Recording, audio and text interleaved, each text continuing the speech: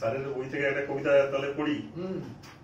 Sir একটা বই উপহার দিলেন অমলেশ মন্ডল বাবু, তার বইয়ের নাম হচ্ছে অক্ষর বনের মধু। বইটা একটা কবিতা দেখছি, মিথ্যা প্রতিশ্রুতি। সেই কবিতাটা আমি আর আমাদের পাশে বসে আছেন আমাদের সম্মানীয় রাজারাম বাবু, দুজনে মিলে পড়বো। আমি অর্ধেকটা পড়ছি আর রাজারাম বাবু কি অর্ধেকটা পড়বেন। আচ্ছা, মিথ্যা প্রতিশ্রুতি কবিতার নাম। শব্দ কুড়োতে কুড়োতে একদিন ক্লান্ত হয়ে পড়লে তুমি কোঁকড়ানো চুলগুলো খুলে একবার কুন্তলিনী হও।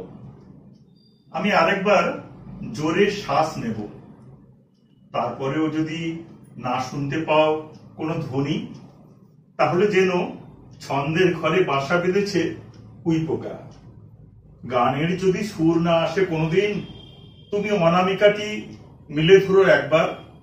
ভাঙা প্রতিশ্রুতির কাঁটায় আমি আরেকবার রক্তাক্ত হতে চাই।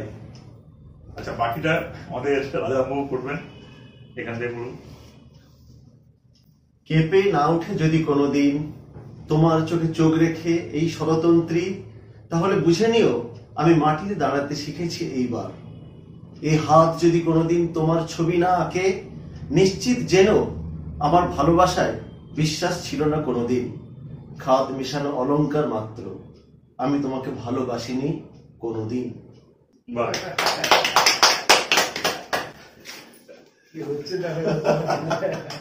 এই বইটা সম্পর্কে রাজারাম বাবু একটু বলুন। আচ্ছা, রাজারাম বাবু এই বইটা সম্বন্ধে বলবেন। আমার সম্পর্কে বলো, বলো। আমার শুধু কলিগ নয়, আমার প্রিয় বন্ধু অমলেশ মন্ডল প্রথিতযশা কবি নয়, তবে শখের কবি। আমার সহকর্মী, আমার বন্ধু প্রতিম অমলেশ মন্ডল অক্ষরবনের মধু বলে একটা কাব্যগ্রন্থ রচনা করেছে।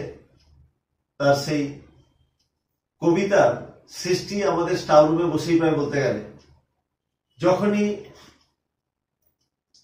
বিভিন্ন ক্লাসের অবসরে সে সময় পায়, তখনই সে বসে ওই সাহিত্য চর্চাই করে। আমরা দেখেছি অত্যন্ত প্রাণচঞ্চল, অত্যন্ত স্বতঃস্ফূর্ত অমলেশ মন্ডল বাবুকে।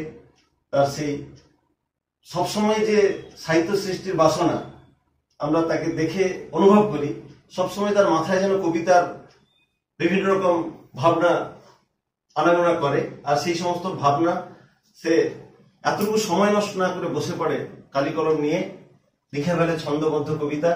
সেই কবিতার সংকলন অক্ষরবনের মধু অমলেশ মন্ডল প্রকাশ করেছেন।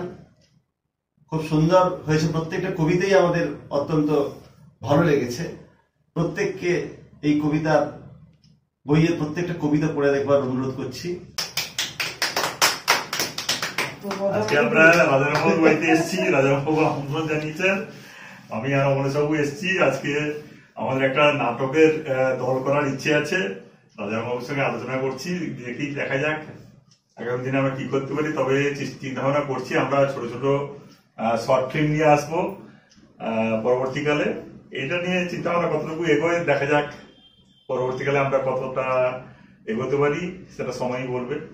আচ্ছা, এবারে আমাদের সম্মানীয় অমলেশ বাবু কবিতার বই লিখেছেন, এই কবিতার বই সম্বন্ধে তিনি কিছু বলছেন, আপনারা শুনুন। আচ্ছা, অক্ষর বনের মধু বলে আমার একটি কবিতার বই, যেটা অনেক দিনের স্বপ্ন ছিল জীবনে যদি একটি বই করব। তো আমার বন্ধু, কলিগ না বলে বন্ধুই বলবো, কেননা কলিগ হওয়ার আগে থেকেই ও আমার বিশেষ পরিচিত এবং বন্ধু। তাই আমার বন্ধু রাজারাম বললো যে অবসর টাইমে আমি ওই স্টাফ রুমে বসে কখনো কখনো কবিতা লিখেছি। কবিতা বলবো না, কবিতার মতোই বলবো। কবিতা সকলেই কবি নয়, কেউ কেউ কবি, জীবনানন্দ দাশের সেই কথা অনুযায়ী। তো সে কেউ কেউর মধ্যে নিশ্চিত আমি পড়ি না, এর বিশ্বাস আমি করি। তবুও আমার বন্ধু রাজারাম অনেক আমার সম্পর্কে অনেক ভালো ভালো কথা বলেছে, সবগুলোর যোগ্য আমি নই। মোটামুটি একটা অবসর কাটানোর জন্য একটা পন্থা, তাই লিখি। কারো যদি ভালো লেগে থাকে, একটা কবিতা ভালো লাগলেও সেটা আমি বড় পাওনা। আর আজকে আমাদের মধ্যে আমি রাজারাম তো দীর্ঘদিনের বন্ধু, মধ্যমণি হয়ে যিনি বসে আছেন, আমি দেবশঙ্কর বাবু দেবুদাই বলবো। তিনি কানাই দেবী হাই স্কুলের স্বনামধন্য শিক্ষক। ইতিমধ্যে তিনার খ্যাতি যশ বিভিন্নভাবে প্রকাশিত হয়েছে। তিনি বিশিষ্ট বাচিক শিল্পীও, কবিতাকারও, নাট্যকারও এবং অভিনেতাও। তো এরকম একজন মানুষের সান্নিধ্যে আমরা দুই বন্ধু সমৃদ্ধ হতে পারলাম, এটা আমাদের কাছে বড় পাওনা।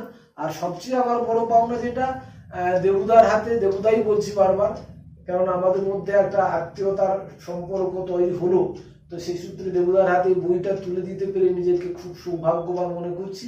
দেবুদা এই কবিতার বইটা পড়ে নিশ্চিতভাবে আমাকে সাজেশন দেবেন, আমাকে পরামর্শ দেবে যে আরো কিছু ভালো করা যায় কিনা, সেই আশায় থাকবো। আর আজকে সত্যি একটা ভালো সন্ধ্যা আমাদের কাটলো, এরকম আমার বন্ধু রাজারাম আর দেবশঙ্কর বাবুকে নিয়ে এরকম যে একটা চায়ের আড্ডা, সেখানে আমরা উপস্থিত হয়েছি। আর ধন্যবাদ জানাবো আর একজনকে, তিনি ক্যামেরার পেছনে আছেন, দুর্বাদী, আমার অত্যন্ত খুব স্নেহেরও আর খুব শ্রদ্ধারও। তিনি রাজারাম বাবুর সহধর্মিনী, তিনি ছবিটা তুলছেন, ক্যামেরা করছেন। ওনাকেও ধন্যবাদ না জানালে কর্তব্যে ঘাটতি থেকে যায়, তাই ওনাকেও আন্তরিক কৃতজ্ঞতা জানাচ্ছি। সঙ্গে আজকের সকলকেই আমরা কৃতজ্ঞতা জানিয়ে আমার বক্তব্য শেষ করছি। গতকাল গেছিলাম রাজারাম স্যারের বাড়িতে। রাজারাম স্যার মারিজদা বিজয়কৃষ্ণ জাগৃহী বাণীপীঠের সম্মানীয় শিক্ষক। তিনি থিয়েটারের একটি টিম কিংবা নাটকের টিম করবেন, সেই সঙ্গে আমরা কয়েকজন মিলে একটা টিম তৈরি করে বিভিন্ন রকমের শর্ট ফিল্ম তৈরি করব। এইসব বিষয়ে আলোচনার জন্যে তাদের বাড়িতে আমাকে আমন্ত্রণ জানিয়েছিলেন। আমি আর অমলেশ মণ্ডল স্যার গেছিলাম। তিনজনে মিলে অনেকক্ষণ আড্ডা দিলাম। ও হ্যাঁ, জানিয়ে রাখি, অমলেশ স্যারও মারিজদা বিজয়কৃষ্ণ জাগৃহী বাণীপীঠের সম্মানীয় শিক্ষক। রাজারাম স্যারের বাড়িতে দুর্বা বৌদির হাতে তৈরি পকোড়া আর চা খেতে খেতে অনেক আড্ডা হলো। অমলেশ স্যার তার লেখা কবিতার একটি সংকলন আমাকে উপহার দিলেন। সেই কাব্যগ্রন্থ থেকে আমি আর রাজারাম স্যার দুজনে মিলে একটি কবিতাও পাঠ করলাম। তারপর অনেক গান হলো, আবৃত্তি হলো, আড্ডা হলো, সময়টা বেশ ভালোই কাটলো।